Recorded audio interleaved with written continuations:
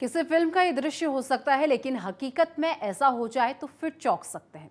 कोई चोर किसी घर में 2 बार चोरी करे और फिर कुछ ऐसा घट जाए कि वो सारा सामान वापस करके माफीनामा भी लिखकर छोड़ जाए। ऐसा ही कुछ मुंबई में मराठी के प्रख्यात कवि नारायण सुर्वे के घर पर हुआ है।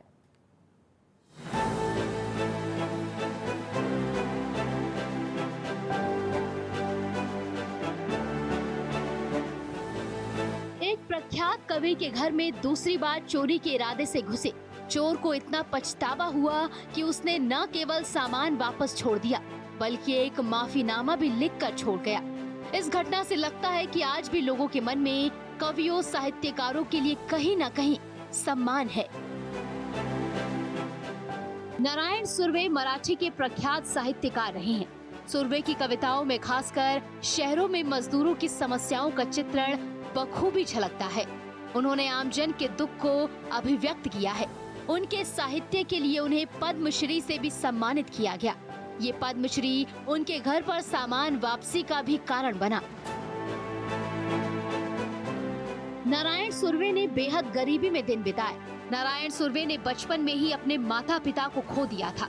उन्होंने मुंबई की गलियों में दिन गुजारे, घरों में काम किया, होटल में काम किया, दूसरों के बच्चों की देखभाल की, मजदूर भी बने, लेकिन इसी जिंदगी में वे लेखन साधना में भी जुटे रहे।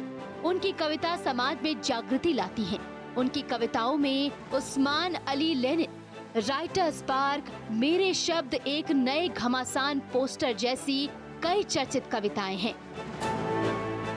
धीरे धीरे नारायण सुर्वे कविता जगत में एक बड़ा नाम हो गए। उनकी कविताओं का विभिन्न भाषाओं में अनुवाद भी हुआ है।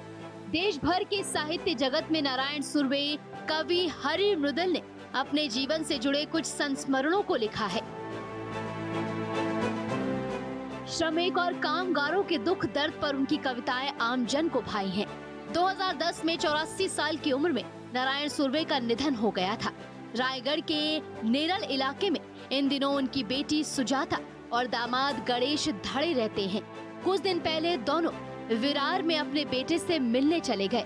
इसी बीच एक चोर ने ताला तोड़कर घर से एलईडी टीवी और दूसरा सामान चुरा लिया। घर पर फिर चोरी करने के इरादे के लिए वह दूसरे दिन भी आया। इस दौरान उसकी नजर दीवार पर कवि सुर्वे को मिले पद्मश्री अलंकरण पर पड़ी। साथ ही मेज पर नारायण सुर्वे की तस्वीर भी रखी थी। उसे नारायण सुर्वे के बारे में मालूम था। तब उसे पता लगा कि वह जिस घर में घुसा है वह नारायण सुर्वे का घर है। वह मन ही मन में बहुत शर्मिंदा हुआ। उसने चोरी किया हुआ पूरा सामान वापस घर में रख दिया। इसके बाद उसने एक कागज पर लिखकर दीवार पर नोट भी चिपकाया कि इतने महान कवि के घर में चोरी करके वह बेहद शर्मिंदा महसूस कर रहा है। वह इस घर से चुराया हुआ सारा सामान वापस कर रहा है। सामान वापस करते हुए उसे बहुत संतोष है। हालांकि सुजाता और उसके पति ने इस घटना के बारे में स्थानीय पुलिस स्टेशन में शिकायत दर्ज कराई है। पुलिस अब चोर की तलाश कर रही है।